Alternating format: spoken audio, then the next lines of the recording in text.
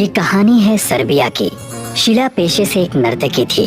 अमीर घर के होने के कारण हमेशा से उसके माता पिता उसके नर्तकी होने के खिलाफ थे। तुम्हें मैंने कितनी बार समझाया है, ये काले कारनामे बंद कर दो, लेकिन तुम हो कि अपने जिद पर अड़ी हुई हो। हमारे खानदान का नाम मिट्टी में मिला दिया है। उफ डैडी, मैं नाचूंगी। जब तक मेरी सांसें चलेंगी मेरे पैरों को कोई नहीं रोक सकता। तो ठीक है फिर, इस घर से तुम्हारा कोई लेना देना नहीं है। तुम अपना सामान बांध लो और यहाँ से चली जाओ। शीला अपने घर से गुमनाम अंधेरी रात में निकल गई। चारों तरफ अंधेरा हो चुका था। पूर्णिमा की रात थी। चारों तरफ से कुत्तों के रोने की आवाजें आ रही थी। शीला इस बात से डर चुकी थी। उस घोर अंधेरे में शीला की नजर एक जवान लड़के पर पड़ी, जो रास्ते के बीचों बीच खड़े होकर अजीब तरीके का नृत्य कर रहा था, जिसे देखकर शीला चौंक गई। वो चीखने ही वाली थी कि उस जवान लड़के की नजर शीला पर पड़ी। शीला को देखते ही वो उसका पीछा करने लगा। बचाओ! कोई मुझे बचाओ! अरे ठहरो, मैं तुम्हें कोई चोट नहीं पहुंचाऊंगा। मैं तो बस तुम्हें देखकर उत्सुक हो गया और तुम्हारा पीछा करने लगा। ऐसा भी कोई पीछा करता है भला? तुम इतनी रात को यहाँ क्या कर रहे हो? बीच सड़क पर नाच रहे हो? तुम मेरी छोड़ो, अपनी बताओ, कहाँ जा रही हो?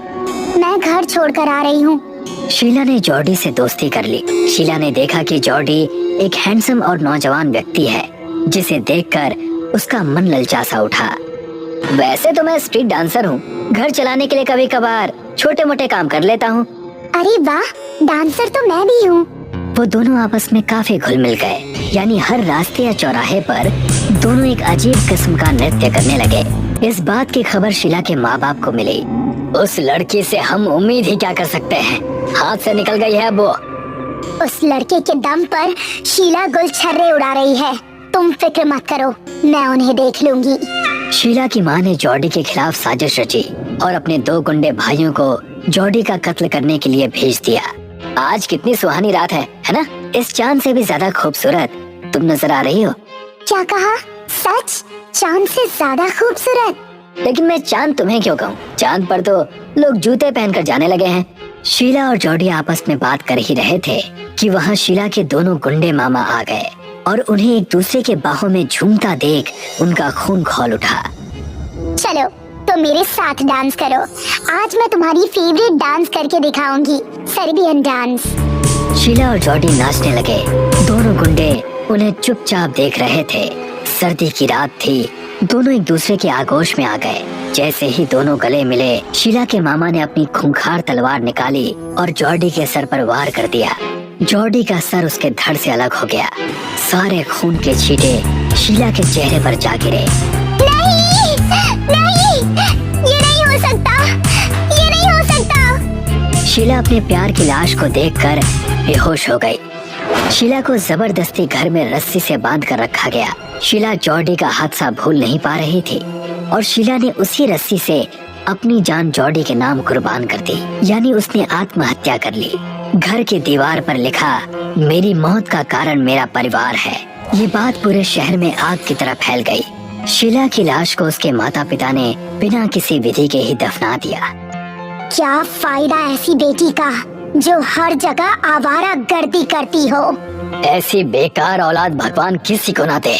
इससे भला तो ये है कि उन्हें बिना औलाद के ही रखे। कुछ दिन बीत चुके थे। शीला और जॉर्डी की प्रेम कहानी खत्म हो चुकी थी।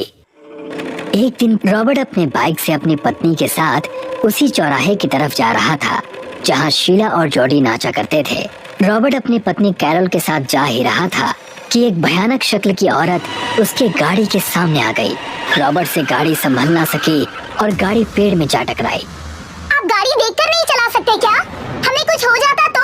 अरे, तुम्हारे सर से तो खून बह रहा है। चलो जल्दी से हॉस्पिटल चलो, यही पास में सिटी हॉस्पिटल है, जल्दी चलो। कैरल अपने पति रॉबर्ट को लेकर सिटी हॉस्पिटल चली गई।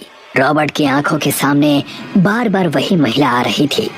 हॉस्पिटल में जाकर रॉबर्ट ने अपने सर पर पट्टियां बंधवाई और बाहर की तरफ देखने लगा। उतने में उसकी नजर उसी औरत पर पड़ी जो ठीक एक लाइट के खंभे के नीचे अजीब तरीके का नृत्य कर रही थी, वैसा ही जैसा शीला और जॉर्डी नाचा करते थे, जिसे देखकर वो एकदम डर सा गया।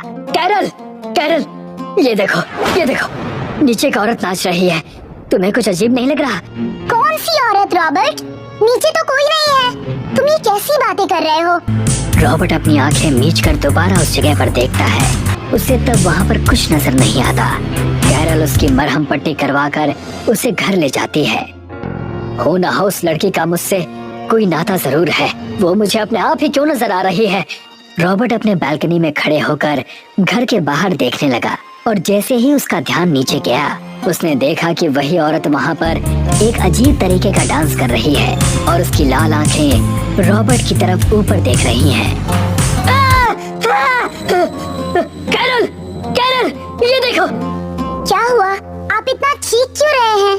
वो देखो नीचे, वही औरत है जो हमारी गाड़ी के सामने आई थी। कैरल ने नीचे की तरफ झांक कर देखा लेकिन उसे वहाँ कोई भी नजर नहीं आया।